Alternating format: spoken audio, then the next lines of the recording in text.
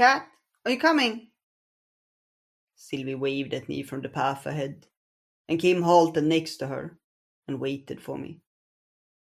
I pretended not to hear, and instead continued walking behind them.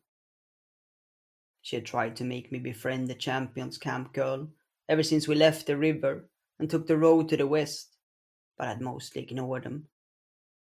I wouldn't even be here if it weren't for my pledge to her, and the fact that the stupid horse was right.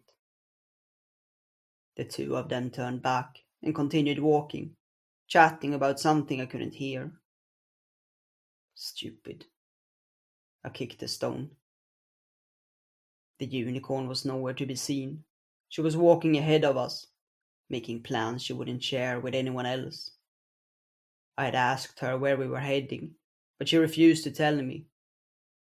She was just like the other horses, thinking she was better than everyone else.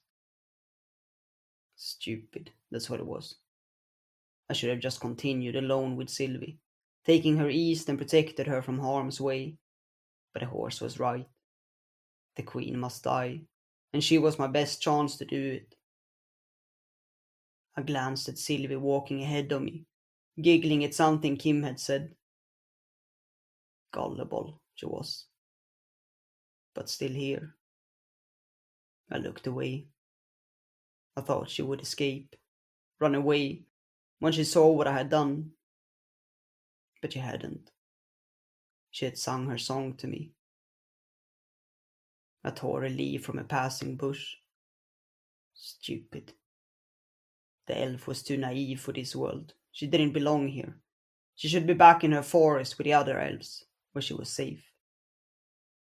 I would take her there when everything was over and the queen was dead. She could go home to her tribe. I dropped the leaf. To her tribe. I stared at the trees becoming blurry. She had a tribe. I had spent my whole life in the castle. I could barely remember what it had been like before. I had been too young when the queen took me in. Had she known where I came from?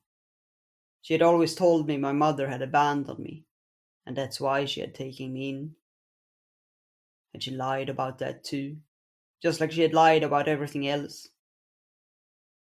I had seen what she had done when Sylvie sang her songs to me. She only used me for her war. It was only my magic she wanted. A liar, that's what she was. Only caring for her cause. She never told me if she knew my tribe.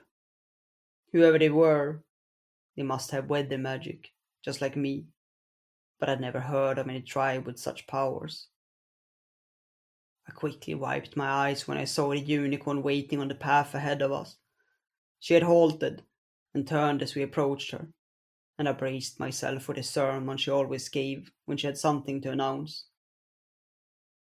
She looked at us for a moment as we stopped before her, watching us with those haughty eyes that were the hallmark of all horses.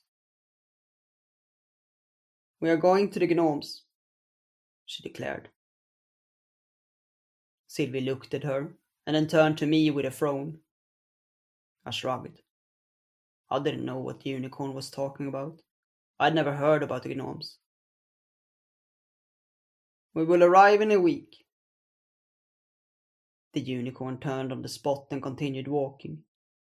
I stared at her. What was she talking about? Who were the gnomes? And why were we even going there? I knew she wouldn't tell us. Her genius mind was below sharing ideas with anyone inferior to her. Stupid horse. She thought I didn't know about their past, and pretended their race brought peace to this world. But I'd heard the queen speaking about what the unicorns had done. Traitors. Almerius, Sara, they were all the same. Their race had failed this world, and now we pay the price of their betrayal.